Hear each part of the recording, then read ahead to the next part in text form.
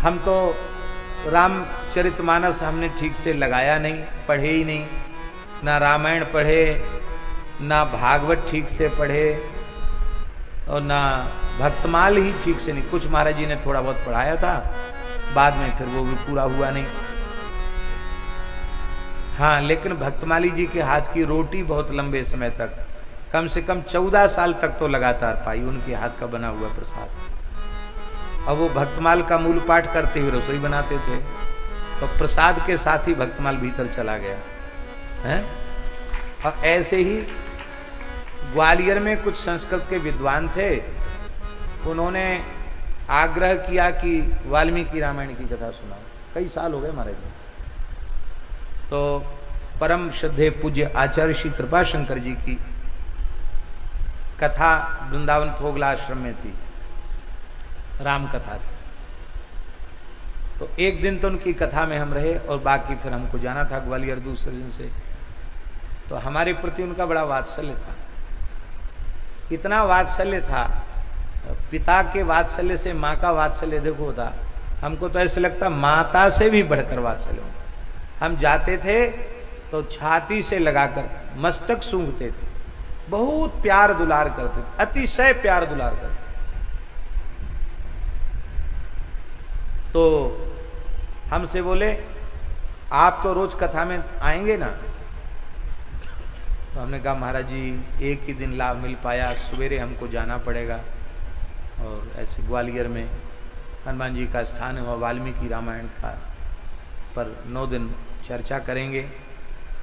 और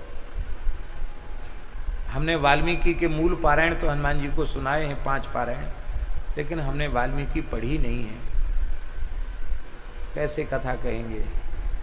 मन में बहुत संकोच भी है, लेकिन अब स्वीकृत हो चुका है तो जाएंगे। तो आप एक तो अपराध क्षमा करें कि हम कथा में नहीं रह पा रहे हैं पूरे में, और दूसरे आप आशीर्वाद दें कि हम कह सकें। बोले अब मत कहना कि वाल्मीकि किसी से नहीं पढ़ा।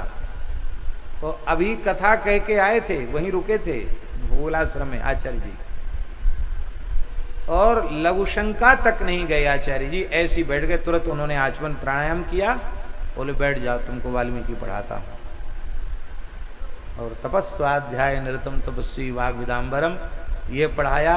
मां निषाद प्रतिष्ठाम त्वाम, ये जो वाल्मीकि का बीज है ये पढ़ाया। 1 घंटे पढ़ाया उन्होंने बिना ग्रंथ के ही। बोले जाओ कथा कहो, जाओ। लग गई हमारी, लग गई वाल्मीकि। तो बिल्कुल सही निवेदन करें, हम रामायण पढ़े नहीं हैं, नहीं तो रामायण जो विधिवत पढ़ना चाहिए, रामायण जो विधिवत लगाते हैं वो बहुत सुंदर सुंदर भाव देते हैं। हम तो पढ़े नहीं, और अब इतने व्यस्त हो गए कि पढ़ने का ज़्यादा समय नहीं है। लेकिन जो कुछ कहते सुनते हैं वह केवल गुरुजनों की कृपा से ही कहते सुनते हैं, और अपने कोई ग्रंथ लगाया नहीं। अभी वृंदावन कुंभ के समय, वैष्णव कुंभ के समय, पूज्य जगतगुरु रामानंदाचार्य श्री स्वामी तुलसी पीठाधीश्वर जी श्री रामभद्राचार्य जी महाराज का प्रवचन अपने शिविर में हुआ था, आप थे उसमें।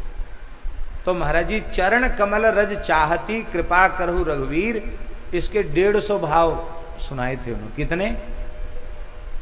चरण कमल रज चाहती कृपा करो, इसके 150 भाव विलक्षण। 2-3 दिन तक वही चलता रहा, चरण कमल रज चाहती। हाँ, क्या कहना, विद्वानों का वैभव है।